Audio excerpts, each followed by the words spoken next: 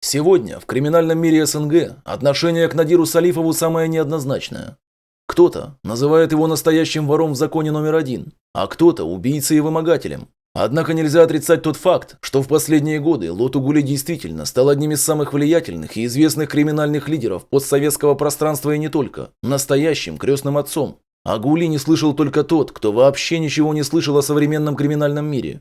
При тюремном опыте, как у классических непманских воров, Гули – вор совершенно нового типа. За ним не какая-то бригада вымогателей, а настоящая транснациональная корпорация. Салифов Надир Нариман Аглы, известный в преступном мире под прозвищем Лоту Гули, Гули Бакинский или просто Гули, родился 28 августа 1972 года в селе Мамишло, в 10 километрах от города Дманиси, Дманисского муниципалитета Грузии. О детстве будущего лидера преступного мира Азербайджана известно немного. Вскоре после рождения Надира Салифовы переехали на историческую родину в Баку. Помимо Надира в семье было двое его младших братьев – Намик и Мушфик. Повзрослев, все трое остались неразлучными. Младшие братья стали верными помощниками Гули в его делах, а средний брат Намик даже получил воровской титул в 2013 году. К моменту своего ареста в 1995 году 23-летний Надир Салифов был уже довольно известной фигурой в криминальном мире Азербайджана 90-х. В результате длительных следствия и судебного процесса в 1996 году он был осужден на 15 лет лишения свободы по ряду статей за тяжкие преступления, такие как вымогательство, похищение людей и незаконное хранение оружия. На сделку со следствием авторитет не пошел и виновным себя признавать отказался, поэтому и получил по полной. Многие до сих пор считают, что именно пребывание за решеткой спасло авторитета от верной смерти. Учитывая его взрывной и бескомпромиссный характер, у него было мало шансов выжить в лихие 90-е, когда шел жесточайший передел криминального мира. Шаг за шагом Салифов захватил власть в тюремном сообществе, завоевав реноме непререкаемого лидера, и добился самой труднодоступной формы власти, не политической или административной, а человеческой. Надира уважали за смелость и решительность, за это он и получил свое прозвище. Гули в переводе с грузинского означает «сердце». Так грузинские воры прозвали его за отважное и храброе сердце. Уже через 4 года, проведенных за решеткой, авторитет Гули в уголовной среде вырос до масштабов не только всего Азербайджана, но и всего постсоветского пространства. И в 2000 году, в возрасте 27 лет, он стал вором в законе. Причем заочно. В это время он сидел за решеткой, а его коронация была организована на воле двумя крестными отцами – грузином Раулем Кирия, Рауль Руставский, и езидом Джейраном Аслановым, Джейран Руставский. Оба поручителя после посвящения Гули прожили недолго. Первым на тот свет отправился Асланов. Он умер от сердечного приступа в суровых условиях соликамской тюрьмы. 2 года спустя от цирроза скончался и Кирия. Как злостного отрицалу, Гули из колонии перевели в Габустанскую тюрьму, где он был помещен в одиночную камеру с целью максимально изолировать его от криминального мира Азербайджана и тем самым свести на нет влияние Гули на него. Однако Гули очень быстро установил в тюрьме свои правила. Используя свои связи и деньги, которыми вора бесперебойно снабжали подчиненные, Салифов устроил в габустанской тюрьме, где отбыл большую часть своего срока, местный вариант Лас-Вегаса. По слухам, ставки в карточных играх достигали уровня европейских казино. Не испытывал Гули недостатка женского внимания. В гости к нему за деньги периодически наведывались самые красивые девушки страны. Также нахождение в одиночке не помешало ему прямо из колонии выступать в качестве третийского судьи при спорах представителей азербайджанской диаспоры в странах СНГ, а также руководить своим, уже сформировавшимся к тому времени, криминальным кланом на территории России. Через 4 года правления Гули в качестве вора в законе он практически полностью перехватил власть над тюрьмами и зонами Азербайджана. Вор в законе Лоту Гули прославился как ярый противник употребления и тем более распространения наркотиков. Одним из самых известных и нашумевших решений Гули стал полный запрет употребления наркотиков в зонах и тюрьмах Азербайджана. Осенью 2004 года от него прошел прогон по всем зонам и тюрьмам о запрете употребления любого вида наркотика. По одной из версий, заявляемой также самим Гули, именно это решение и положило начало затяжной войне Гули с пенитенциарной системой Азербайджана, руководство которой, по слухам, получало процент от колоссальных доходов с наркобизнеса за то, что закрывало глаза на торговлю зельем. Против такого тяжеловеса, как Гули, в ход пошли все средства, включая шантаж. В конце 2004 года в СМИ была распространена информация о том, что за время пребывания в тюрьме вор в законе Надир Салифов совершил несколько преступлений. Министерство внутренних дел и Республиканская прокуратура эту информацию официально подтвердило. По официальной версии, сидя за решеткой, Надир Салифов умудрился совершить серию тяжких преступлений в 2001-2004 годах.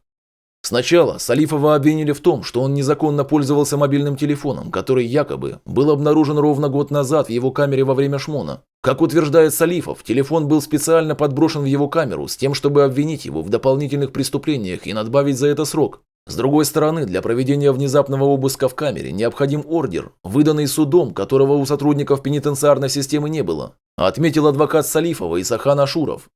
Потом Гули обвинили в том, что вор в законе с помощью 4 мобильных телефонов вымогал деньги у бизнесменов и состоятельных людей страны. В частности, по информации пресс-службы МВД и Генеральной прокуратуры, в деле фигурировали в качестве потерпевших владельцы бакинских ресторанов «Интергрант», «Анадолу» и «Три Пальмы». Следующим в отношении него было заведено уголовное дело по статье 317.1 «Нарушение нормальной деятельности уголовно-исполнительных учреждений и следственных изоляторов».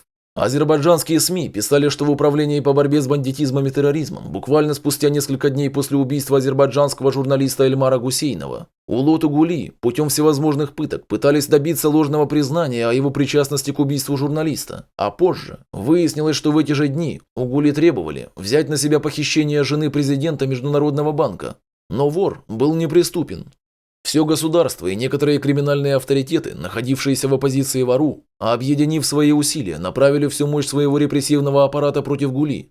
Дальше обвинения в адрес Гули стали еще более нелепыми. Его обвинили в изнасиловании организатора конкурса красоты «Мисс Азербайджан», которое он якобы совершил, сидя в тюрьме. Однако все эти действия ожидаемого эффекта на Гули не произвели. И для оказания еще большего давления на вора 25 января 2005 года, за 4 дня до своей свадьбы, был арестован его младший брат, студент 4-го курса БГУ, Мушфик Салифов. Салифов-младший и спортсмен Фариз Мамедов были арестованы и помещены в Баиловский следственный изолятор. Мушфига обвинили в незаконном хранении оружия и боеприпасов. Вещдоком был пистолет, якобы найденный у него в машине. Однако вместо сговорчивости власти получили от Гули жесткое противодействие. Криминальный мир отреагировал моментально. Руководству правоохранительных органов был предъявлен ультиматум с требованием немедленного освобождения младшего Салифова и Мамедова. В противном случае криминалитет угрожал бунтом во всех колониях и тюрьмах, что не заставило себя ждать. 15 февраля 2005 года около 200 заключенных исправительно-трудовой колонии строгого режима номер 11 взбунтовались. Взобравшись на крышу трехэтажной казармы, они стали требовать отставки начальника колонии Актая Гасанова, которого назвали кровопийцей. Следующей ночью акция протеста началась уже в 13-й колонии. По мнению заключенных, Мушфик Салифов был абсолютно невиновен, и та акция правоохранительных органов была направлена на оказание давления на вора в законе Гули. Спустя несколько дней Лоту Гули забрали из габустанской тюрьмы в Баиловский изолятор, и в этот момент там поднялся шум. Зэки стали выкидывать из окон предметы, посуду, рвать и поджигать матрасы. И вдруг синхронно началось то же самое в 13-й колонии. Какое-то оживление наблюдалось и в 6-й, и во 2-й колониях. То есть везде, где были прослойки авторитетных уголовников, события, связанные с Лоту Гули, получили развитие. В результате 19 февраля МВД, прокуратура и Минюст произвели массовые аресты в этих колониях. Около 30 человек за организацию беспорядков понесли уголовную ответственность. Конфликт между Гули и правоохранителями приобрел форму настоящей войны. Азербайджанские СМИ писали о том, что ими получена информация о подготовке покушения на Гули. 20 августа 2005 года судебное заседание по делу Лоту Гули прошло за закрытыми дверями. В суде по делам о тяжких преступлениях под председательством Абида Абдинбекова состоялось предварительное заседание суда по делу криминального авторитета Надира Салифова и еще 6 лиц: Рахмана Абулгасанова, Аршада Гахраманова, Фариза Мамедова, Мушфига Салифова, Ильдара Бадалова и Мушфига Мадатова. Ввиду того, что заседание было закрытым, информацию о ходе процесса удалось получить только от адвокатов. Как сообщил адвокат Али Аликперов, на заседание суда не были допущены не только журналисты, но и родственники обвиняемых. На процесс не были приглашены также и лица, признанные пострадавшими.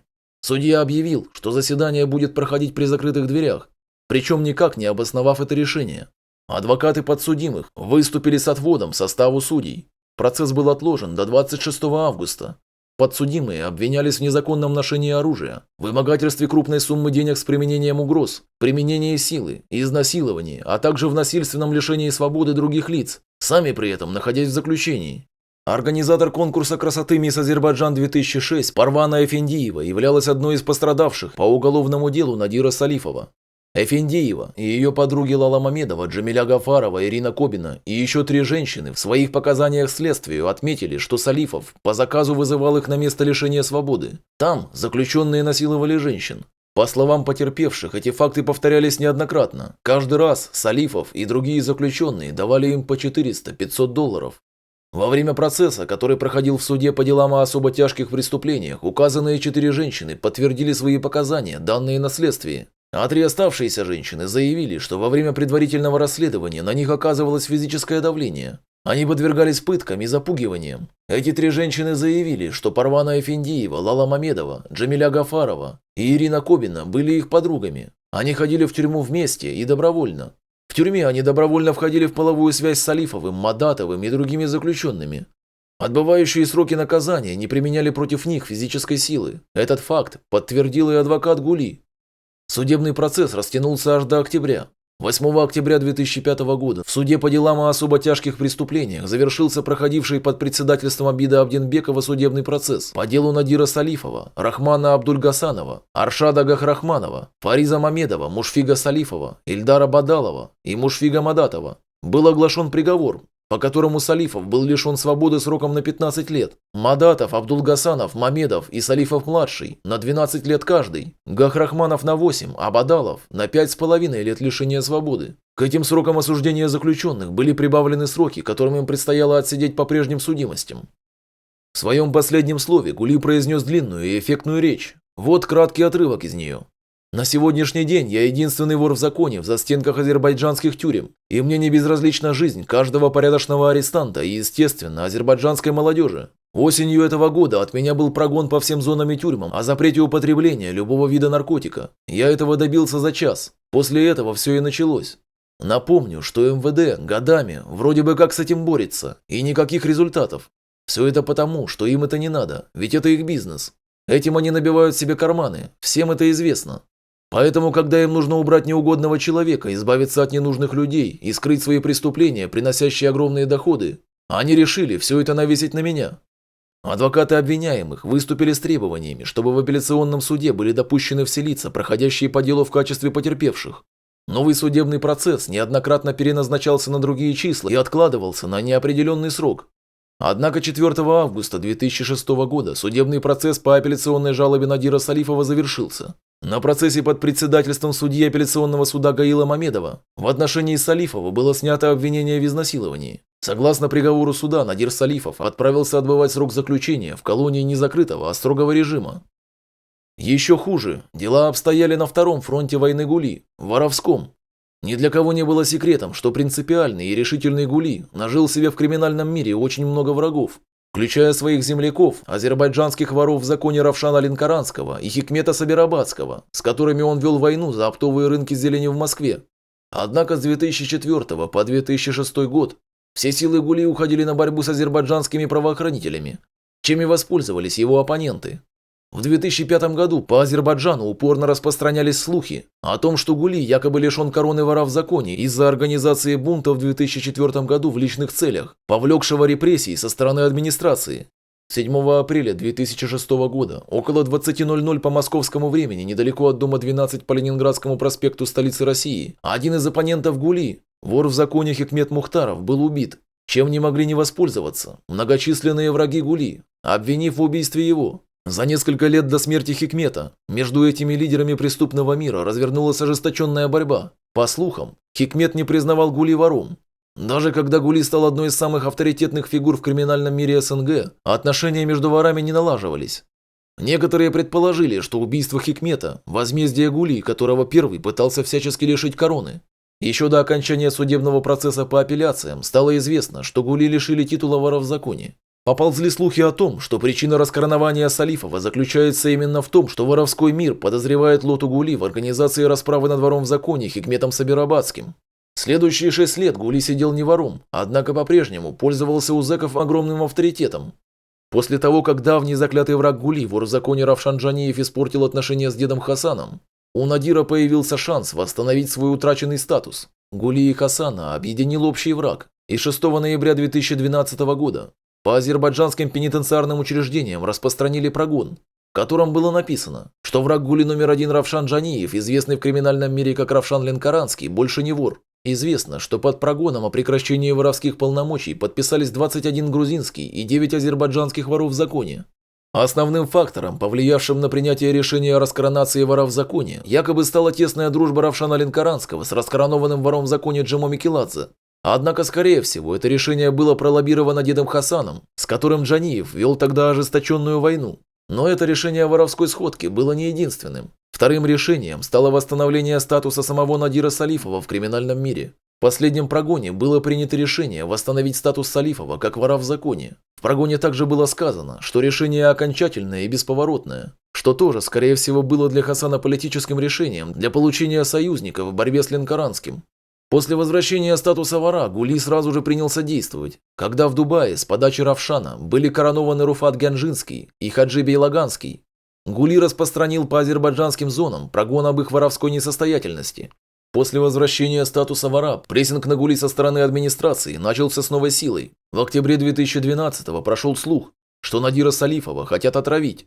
Члены семьи Лоту Гули были очень обеспокоены и просили адвокатов как можно чаще навещать Салифова, чтобы контролировать ситуацию. Но с октября 2012 года женщины-адвокаты Надира Салифова стали не допускаться к встрече с ним. Все эти годы, 8 лет, я свободно, пройдя предварительную проверку на предмет обнаружения запрещенных законом вещей, встречалась с подзащитным. А теперь нам говорят, чтобы пройти проверку, нужно войти в помещение без камеры наблюдения, где нас должны обыскать без каких-либо свидетелей. Естественно, мы не можем согласиться на такие условия, поскольку остерегаемся того, чтобы нам незаметно не подсунули что-то вроде наркотика или телефона, и таким образом не отстранили отдел. Поэтому с октября месяца мы не можем встречаться с Салифовым и справляться о его состоянии, сообщила адвокат Гули Тарана Алиева. Благополучно складывавшаяся для Гули ситуация вновь изменилась коренным образом вскоре после убийства деда Хасана. Почти все азербайджанские воры, не считая Бахыша, который доводился Салифову родственником, неожиданно поменяли о нем свое мнение. 14 марта во время сеанса конференц-связи, устроенным между Гули с одной стороны и Годжей Рашадом и Юнусом с другой, воровские полномочия Надира вновь были приостановлены под предлогом того, что он якобы не оправдал оказанного ему доверия. По неподтвержденным данным, Гули, ссылаясь на покойного деда Хасана, отказался признать решение своих собратьев, припомнив тем их собственные грешки. В мае 2013 года адвокат Салифова Командар Насибов сообщил, что до сих пор у вора в законе нет удостоверения личности гражданина Азербайджана, зато вместо него есть советский красный паспорт. С паспортом СССР уроженец Грузии Надир Салифов и угодил в 1995 году в тюрьму, и с тех пор на свободу не выходил. Удостоверение личности гражданина Азербайджана Надиру Салифову не дали, однако это не помешало правоохранительным органам Азербайджана отметить его таковым в уголовном деле. 14 августа 2013 года в Турции состоялась воровская сходка представителей дедовского клана, на которой было короновано сразу 7 новых воров в законе. В воровскую семью был принят брат Надира Салифова, Намик Салифов. Коронация была проведена в Азербайджане с подачи сторонников покойного деда Хасана. В январе 2013 года Аслан Усаян был убит снайпером в центре Москвы. Как ни странно, после этого позиции Равшана Джаниева в криминальном мире значительно ослабли. За ним развернули настоящую охоту не только люди из клана деда Хасана, но и силовики, причем как российские, так и европейские. В какой-то момент его даже объявили в розыск по линии Интерпола. Также в Москве были арестованы ближайшие сподвижники Ленкоранского – Назим Гумбатов, Назим Хромой, и Ульфат Тагиев, Руфо Гянжинский. В такой ситуации Джаниев уже не мог вести полноценную войну с оппонентами. В течение 2013 года большинство его украинских прибыльных объектов перешли под контроль Бахыша Алиева, а российские рынки достались Надиру Салифову и еще одному вору в законе Али Гейдарову. Однако мирно сосуществовать у 3 воров в законе не получилось. Вопрос стоял не только о контроле над рынками, но и вообще о главенстве во всей азербайджанской мафии. В результате началась новая война, уже между бывшими противниками Равшана Джаниева.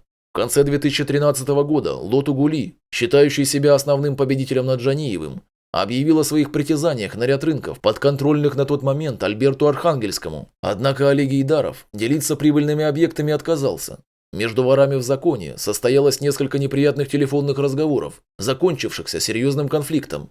17 марта 2014 года сотрудники ГУР МВД РФ задержали в Санкт-Петербурге 2 киллеров с оружием, которые, как выяснилось, прибыли в северную столицу, чтобы устранить Али Гейдарова. В ходе расследования было установлено, что наемников отправил правая рука Лоту Гули Ильгам Гаджиев. Его в начале апреля 2014 года оперативники задержали в Москве. Причем им пришлось применить оружие. В результате авторитет получил ранение.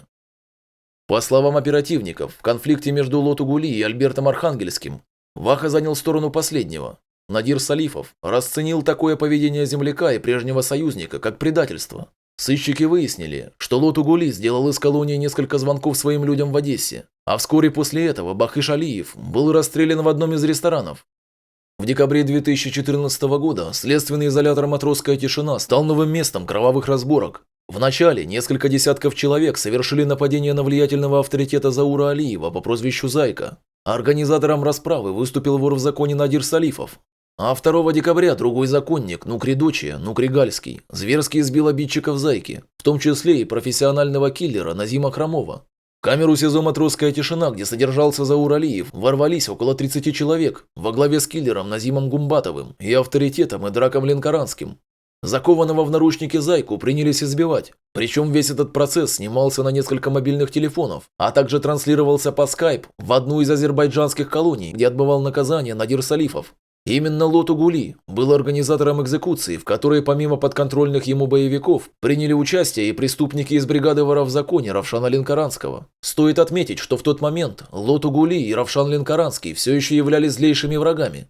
Однако больше, чем друг друга, они ненавидели Заура Алиева. Ради возможности проучить Зайку, два законника на короткое время объединили усилия. Зайку избивали и пытали несколько часов, требуя принести по скайп извинения перед Лоту-Гули за давние оскорбления.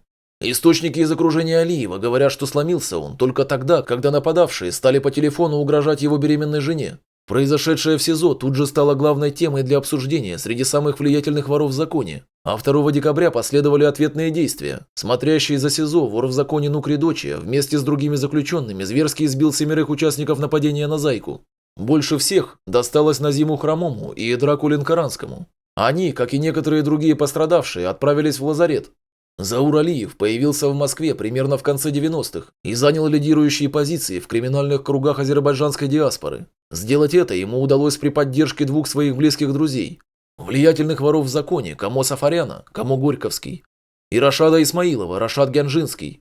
Бригада Алиева стала своеобразным противовесом двум самым мощным в России азербайджанским преступным группировкам – Лоту-Гули и Равшана Ленкоранского.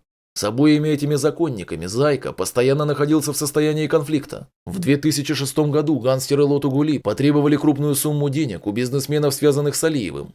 После серии разборок между боевиками из обеих группировок их лидеры решили пообщаться лично по телефону. Однако беседа не заладилась, и Зайка сказал Лоту-Гули несколько оскорбительных фраз. Война между Лоту-Гули и Алиевым так и не прекратилась. Своего пика противостояние достигло в 2013-2014 годах. Тогда боевики Салифова и Алиева стали вытеснять с ряда рынков людей Равшана Ленкоранского, чьи позиции в криминальном мире в то время значительно ослабли. Однако на освобожденные места в основном стали приходить более проворные люди Зайки. Противостояние быстро перешло в стрельбу. В ходе этих разборок были убиты более 10 человек, в том числе вор в законе Равшан Самая, близкий к Равшану Ленкоранскому. В октябре 2014 года сотрудники МУР задержали Алиева и 4 членов его бригады с оружием. По решению суда они были арестованы. Зайку отправили в СИЗО «Матросская тишина», где находилась большая группа заключенных из окружения Равшана Ленкоранского и Лоту-Гули, в том числе и киллер Назим Гумбатов. Тогда его судили за расстрел 4 человек в Подмосковье. Тогда-то два вора в законе и решили свести счеты со своим обидчиком прямо в СИЗО. Случившимся заинтересовался вор в законе номер 1 Захарий Калашов. Он высказался, что представители азербайджанских криминальных кланов в последнее время стали творить много беспредела, и необходимо пересмотреть воровские статусы целой группы воров в законе азербайджанцев. Хотя бы потому, что среди них оказались профессиональные киллеры. Видимо, речь шла о наемнике из клана Равшана Ленкоранского, Улфате Тагиеве, коронованном в 2013 году. Однако ни для кого не было секретом, что в криминальном мире Азербайджана главным противостоянием было противостояние Лоту-Гули и Равшана Ленкоранского. 18 августа 2016 года Равшан Ленкоранский был расстрелян в Стамбуле. Когда Джаниев выехал из отеля, его автомобиль обстреляли неизвестные, вооруженные автоматическим пистолетом Стечкина и пистолетом-пулеметом УЗИ. Водитель умер по дороге в больницу. Самого вора в законе врачи скорой помощи довезли до реанимации, но через несколько часов он умер. Конечно же, в первую очередь в убийстве Джаниева подозревали его главного конкурента Лоту-Гули. Такие слухи ходили не только в криминальном мире, но и выдвигались как основная версия следствия. Однако в ноябре 2016 года российские оперативники установили мотивы убийства. Они оказались напрямую связаны с устранением в Москве авторитетного бизнесмена Джамбулата Шамиль-Оглы. Поскольку убийство в Стамбуле Равшана Джаниева сказалось и на раскладе сил в криминальном мире РФ, то российские сыщики тоже занимались расследованием. Им оперативным путем удалось практически раскрыть это преступление. В ходе расследования расстрела Джамбулата Шамиль-Оглы установили, что в исполнении преступления были задействованы 2 киллера из числа боевиков группировки «Вора в законе» Джаниева. Также сыщики выяснили, что отмашку на расправу с Джамбулатом дал лично Равшан Ленкоранский, конфликтовавший с Шамиль-Оглы. Родственники и соратники Джамбулата в ходе своего расследования пришли точно к таким же выводам. Джаниеву объявили кровную месть и вынесли смертный приговор. Однако его исполнение вряд ли было бы возможным, не будь за спиной Шамиль-Оглы 2 весомых персон, воров в законе Вагифа Сулейманова и Рашада Исмаилова. В свою очередь, у них в то время обозначилось еще более могущественное прикрытие в криминальном мире – законник Надир Салифов, Лотугули. Все трое были крайне заинтересованы в смерти Джаниева. Причем не только из-за того, чтобы отомстить за Джамбулата. В первую очередь вопрос стоял о праве контроля над рядом рынков. При такой весомой поддержке кровная месть была успешно осуществлена в Стамбуле. Шамиль-Оглы играл одну из важных ключевых ролей в бизнесе по поставкам зелени. Он выкупал петрушку, лук и укроп у крупных оптовиков, а потом его многочисленные газели развозили и реализовывали груз розничным продавцам. Шамиль-Оглы являлся монополистом по поставкам зелени на рынки, ярмарки выходного дня, в магазины, рестораны и так далее. Почти каждый пучок лука, укропа, петрушки и так далее, продаваемый на столичных прилавках, проходил через Джамбулата. Крупнейший оптовый рынок зелени московского региона уже давно находился под контролем вора в законе Равшана Джаниева. На площадку Равшана прибывали абсолютно все фуры с зеленью, где ее покупали партиями авторитетные бизнесмены, главными из которых и являлся Джамбулат. Оптовые поставщики зелени платили в казну воров в законе 100 тысяч рублей с каждой фуры, а также отдельно за каждые сутки торговли. Однако потом на оптовый рынок зелени положил глаз законник Вагиф Сулейманов и несколько других воров в законе, которые начали операцию по отжиму доходного бизнеса у Равшана. Главной задачей было переманить всех оптовых поставщиков зелени с площадки Равшана на площадку в районе Калужского шоссе, где процессы контролируют Сулейманов и компания. Оптовикам были предложены шикарные условия – платить с каждой фуры не 100 тысяч рублей, а 30.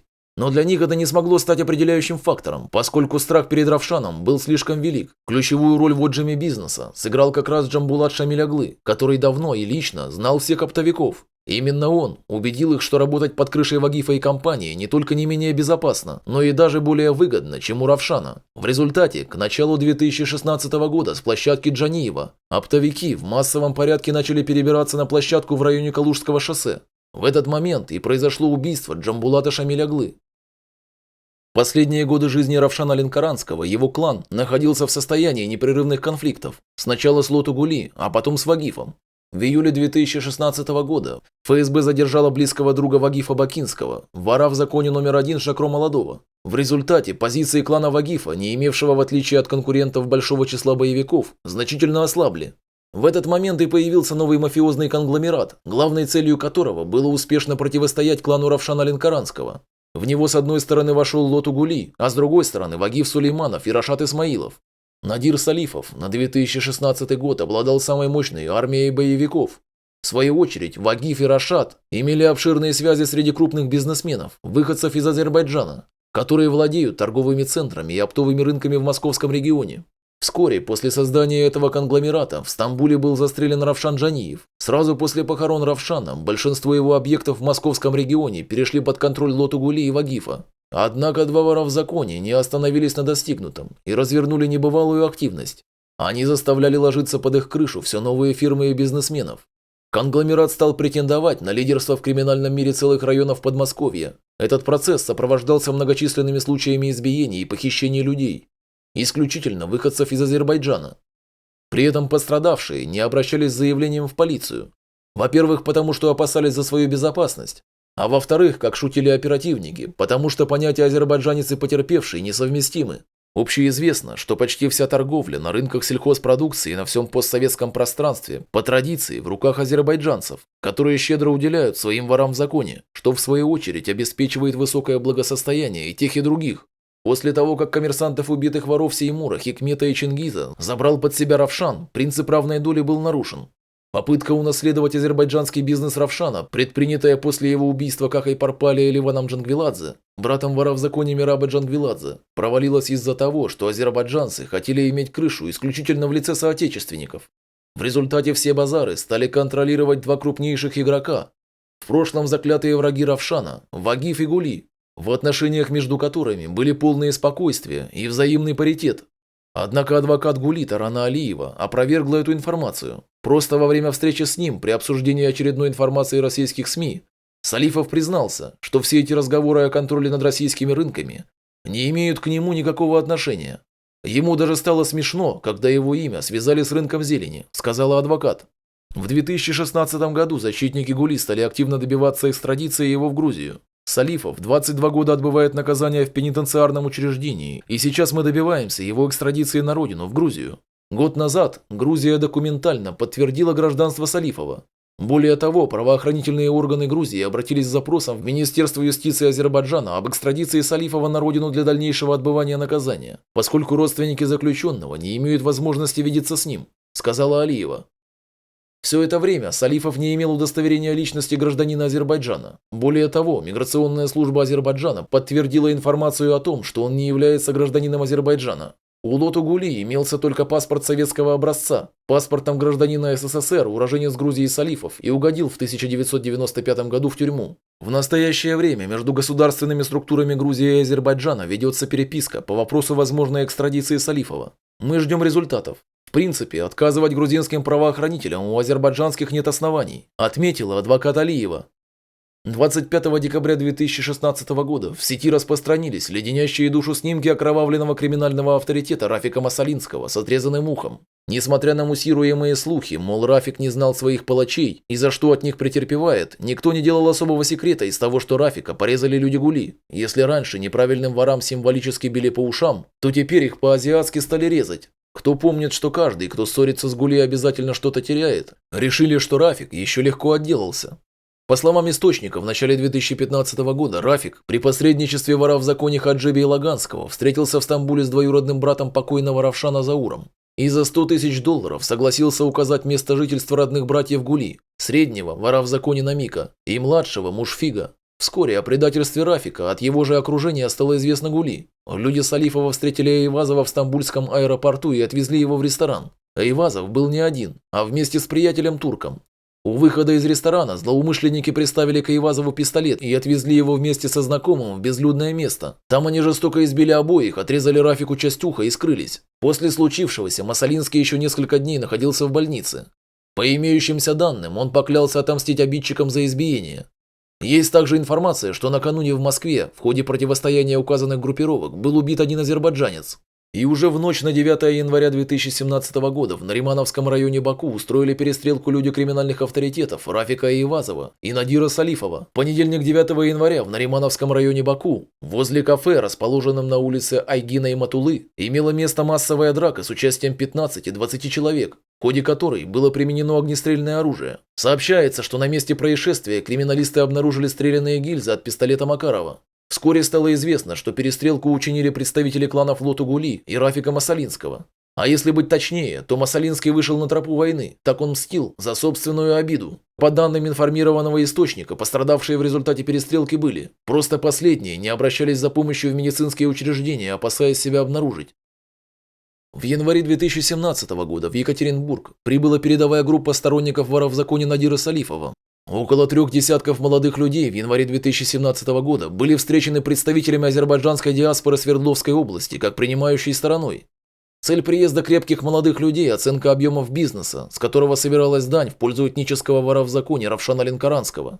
Последний контролировал рынок зелени как на Урале, так и на территории всей Российской Федерации, получая с торговли подати. Сборы осуществлялись вплоть до убийства Равшана Джаниева осенью 2016 года в Турции, после чего ниша полукриминальной экономики формально осталась пустой. Даже те из коммерсантов, кто отчислял деньги своему вору добровольно, до начала зимы никому не платили. Емкость у крупного бизнеса Равшана составляла сотни тысяч долларов.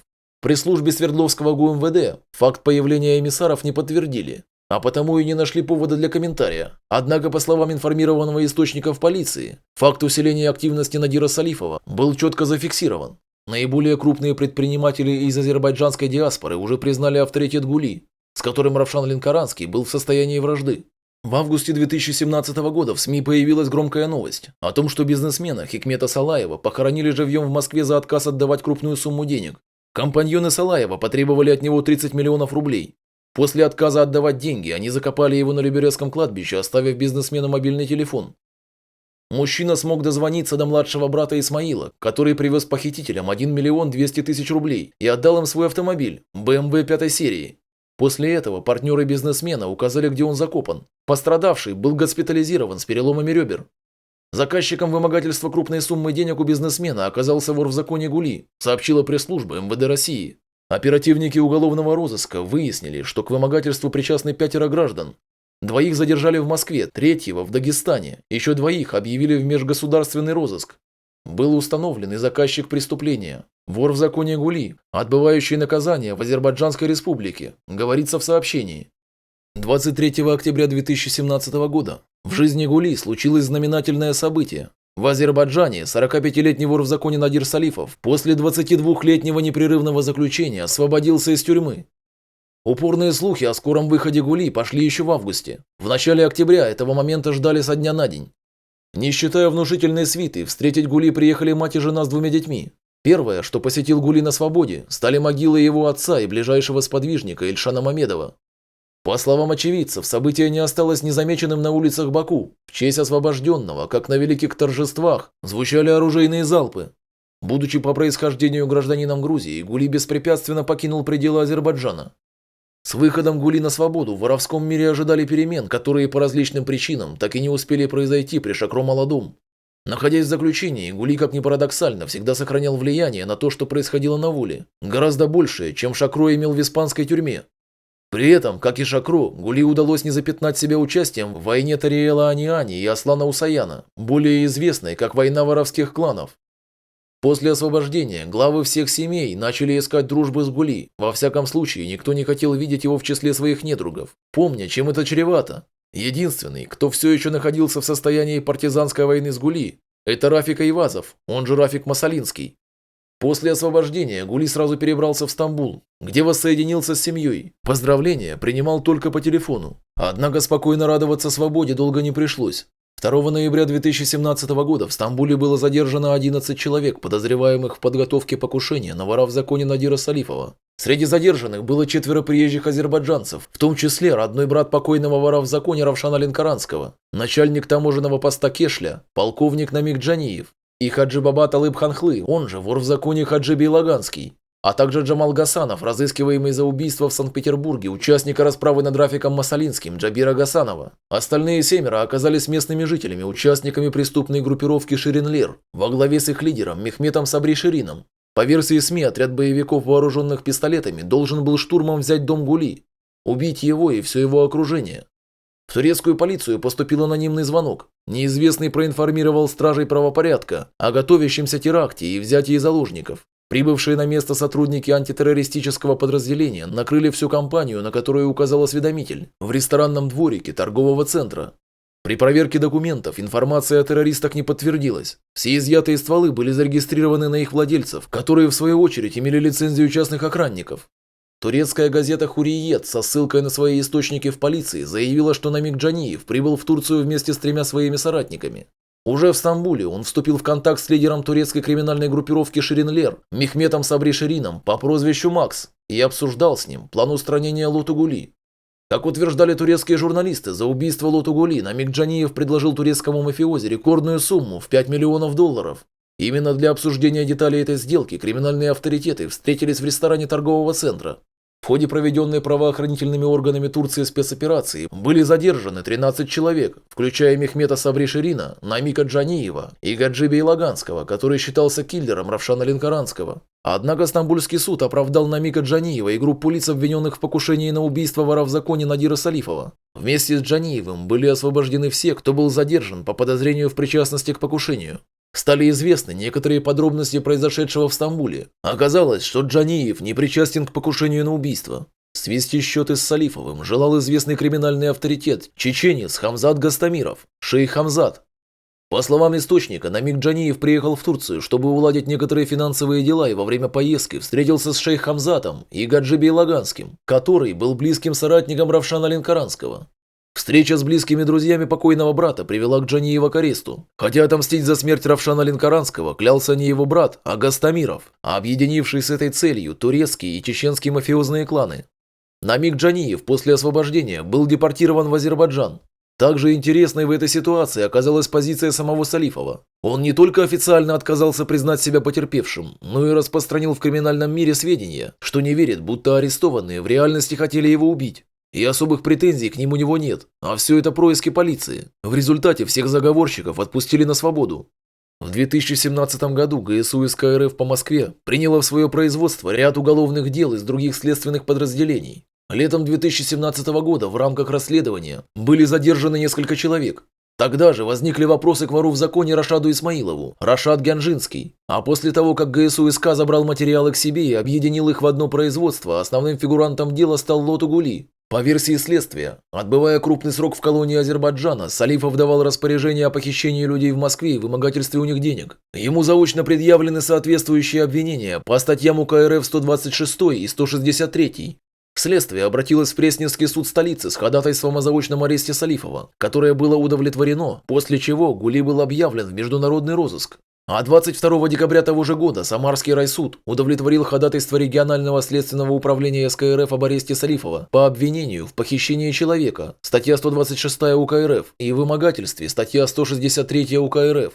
В 2015 году, по версии самарских следователей, Гули, все еще находясь в колонии, сумел организовать похищение тольяттинского бизнесмена, владельца сети игровых салонов, Камала Гулуева. Коммерсанта подстерегли вечером 18 декабря в момент, когда он прибыл к спорткомплексу, чтобы забрать с тренировки своего сына. Когда предприниматель покинул салон автомобиля, к нему подскочили незнакомцы, которые скрутили и запихнули жертву в припаркованный неподалеку внедорожник. Через некоторое время родственники Гулуева получили от похитителей сообщение. За жизнь Камала те требовали 10 миллионов евро.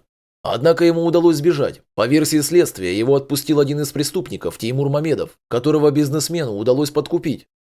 В конце января 2018 года в стамбульской резиденции вора в законе Надира Салифова, более известного как Гули, состоялась первая с его участием воровская сходка. До этого Гули принимал у себя идеологически совместимых воров, желавших в частном порядке засвидетельствовать свое почтение в связи с его недавним выходом на свободу. 8 февраля 2018 года в Национальной полиции Украины заявили, что обеспокоены растущим влиянием на местные криминальные круги азербайджанского вора в законе Надира Салифова, известного как Лоту Гули. Все меняется, воры в законе стоят не только за проституцией, торговлей наркотиками и оружием, кражами и разбоями, нелегальной миграцией. Они контролируют у нас добычу янтаря, вырубку лесов. В сфере их внимания строительный бизнес, земляные вопросы и госзакупки. Написал на своей странице в социальной сети Facebook первый заместитель главы Национальной полиции Украины Вячеслав Аброськин. По его словам, освободившийся из тюрьмы после заключения Надир Салифов обосновался в Турции и начал создавать вокруг себя преступный клан, параллельно распространяя свое влияние в Украине. Буквально сразу после его освобождения на территории Украины были совершены похищения людей разных национальностей. Армян, украинцев, занятых торговлей на овощных рынках. Надир Салифов – очень современный преступник, который принимает выкуп в биткоинах, заявил Аброськин. Полицейский указал на то, что Салифов пытается захватить рынки зелени в странах СНГ. Более того, полиция располагает информацией, что с Украины в Турцию к Лоту Гули потянулся поток криминальных элементов. Аброськин пообещал сделать все возможное, чтобы нога криминальных авторитетов не ступила на украинскую землю. Он поведал, что в этом году некоторые из воров в законе будут задержаны за организацию заказных убийств и похищения людей. Аброськин охарактеризовал Салифова как одного из самых жестоких преступников. 24 апреля 2018 года в латвийских СМИ прошла новость о том, что вор в законе Надир Салифов принялся осваивать Прибалтику. Представители местной азербайджанской диаспоры стали жаловаться на приходящих от его имени людей, которые предлагают им покровительство. В противном случае, по их словам, ни в Прибалтике, ни в любой другой точке мира им никто не поможет в случае проблем, которые могут возникнуть у особо несговорчивых. Сотрудники спецслужб полагают, что такое активное начало передела не останется без внимания группировок, давно контролирующих рынок. Главной фигурой, способной противостоять Гули, называется вор в законе Зураб Шамугия, известный как Аду Зугдицкий. Местные правоохранители, будучи наслышанными о Гули, опасались в стране новой криминальной войны, ведь законник действительно всерьез нацелился на Прибалтику. Кроме того, помимо контроля местных коммерсантов, Прибалтика может стать для Гули неким плацдармом для дальнейшего расширения его влияния и нанесения нового удара по его врагам в Москве и в Европе. В конце августа 2018 года в Подгорице, столице Черногории, находящейся в международном розыске по линии ГУР МВД России за похищение с целью вымогательства, Надир Салифов был задержан. Вместе с ним был задержан его племянник, Магомед Курбанов, который также разыскивался российскими властями по аналогичному обвинению. По решению суда Курбанов был арестован для последующей экстрадиции в Россию, а Салифов, к большому разочарованию инициатора розыска, был отпущен. По данным Интерпола, в начале мая 2018 года Гули ненадолго задерживали в Объединенных Арабских Эмиратах. Внятных объяснений по поводу его скорого освобождения российская сторона так и не получила. Власти Турции, где Салифов обосновался сразу после выхода на свободу в октябре 2018 года, несмотря на настойчивые запросы российских силовиков, упорно предпочитали его не замечать. В отличие от Эмиратов и Турции с их особым азиатским менталитетом, от Черногории Россия по вопросу соблюдения норм международного права ожидала более конструктивного сотрудничества. Однако и Черногория на собственном примере подтвердила, что система может быть продажной, даже если речь идет о таком особо опасном международном преступнике, как Гули.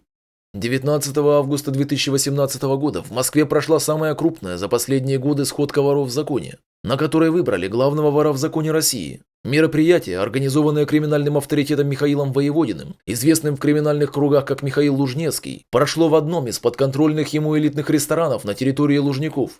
На нем присутствовали более 10 самых влиятельных мафиози. Новым вором в законе номер 1 был избран Олег Шишканов, Шишкан. Необходимость выбрать нового главу мафии возникла после того, как Захария Калашова, Шакро Молодого, приговорили к 9 годам и 10 месяцам лишения свободы в колонии строгого режима. Его признали виновным в вымогательстве и подтвердили главенствующую роль Шакро в криминальном мире России, которую он занял после смерти криминального авторитета Аслана Усаяна, деда Хасана, в 2013 году. Большинство влиятельных мафиози по всему миру вполне нормально восприняли эту новость. Не понравилась она только Лоту Гули. Его позиция была такова: «Я, как и каждый вор в законе, сам себе король, и другие короли нам не нужны». В 2017 году Гули принял участие в разрешении затяжного конфликта между старейшим абхазским вором в законе Валерой Хашбой и вором в законе Пызой, претендующим на звание главного абхазского вора и отказывающимся кому-либо подчиняться. Конфликт закончился кулачной дракой. Присланный Гули парламентер, вор в законе Ника Гагринский, также был избит людьми Пызы, в результате чего попал в больницу. Ему на подмогу поехали штатные киллеры Гули во главе с белорусским вором в законе Сашей Кушнером. Поскольку как убийца Кушнер был известен больше, нежели как дипломат и переговорщик, напрашивался вывод, что в Абхазию он направлялся не для разговоров. В окружении Кушнера прямо говорили, конкретно ехали валить Пызу. Так что, минуя он кордон, разговор, скорее всего, ограничился бы одной фразой в духе Коза Ностры. Что-нибудь вроде «привета от Гули». Однако Кушнер был задержан органами правопорядка на российско-абхазской границе. Тогда Гули послал туда тяжелую артиллерию, в том числе своего близкого сподвижника, вора в законе Рашада Исмаилова, Рашад Гянжинский. Пыза открыл из пистолета огонь по оппонентам и ранил Рашада. Стали поговаривать, что такого Гули уж точно не простит. Ночью 27 августа 2018 года внедорожник Range Rover, в котором предположительно находился вор в законе Рауль Барцба, известный в криминальных кругах как Пыза, был обстрелян из гранатомета в городе Гагаута, Абхазия, однако Пызе чудом удалось выжить. 7 октября 2018 года в Аксарае, одном из жилых микрорайонов Фатих в Стамбуле, состоялась сходка криминальных авторитетов из Кавказа и стран Центральной Азии. В заседании воров в законе председательствовал лидер преступного мира Азербайджана Надир Салифов. Как сообщили на анонимных условиях два источника из Узбекистана, криминальный авторитет и предприниматель, приближенный к криминальному миру, Гули провел сходку воров в законе из Кавказа и стран Центральной Азии, которые в настоящее время проживают в Турции.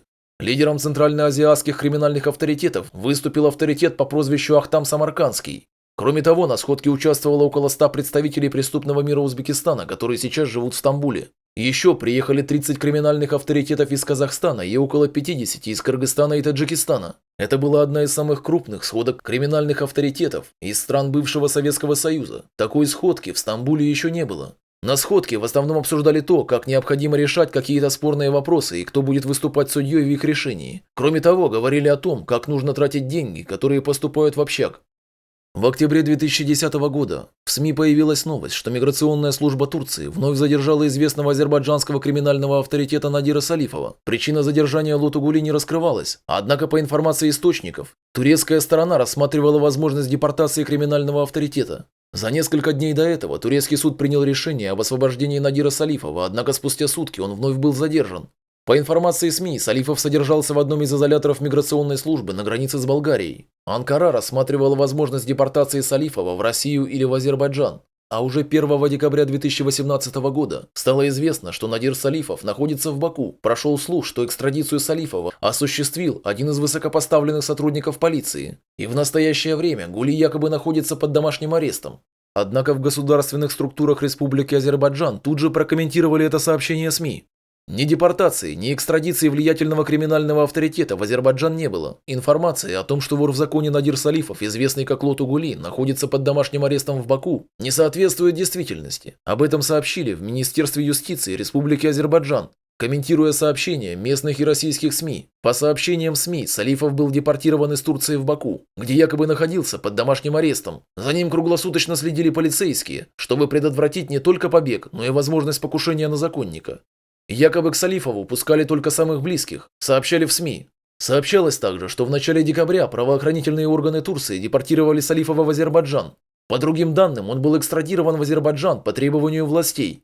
Однако, как заявили в Минюсте, экстрадиции никакой не было, поскольку нового преступления на территории Азербайджана Гули не совершал, и поэтому азербайджанская сторона не имела прав требовать его выдачи. Судя по тому, что ответили в Государственной миграционной службе Республики Азербайджан, депортации Салифова тоже не было. В госструктуре заявили, что не располагают такой информацией. Скорее всего, вор в законе в добровольном порядке прибыл в Азербайджан. Как объяснили в Минюсте, возможно, Гули находится в Баку, но точно не под домашним арестом. Для этого должно быть основание в виде предъявления Надиру Салифову обвинения в совершении нового преступления. А такого у них нет.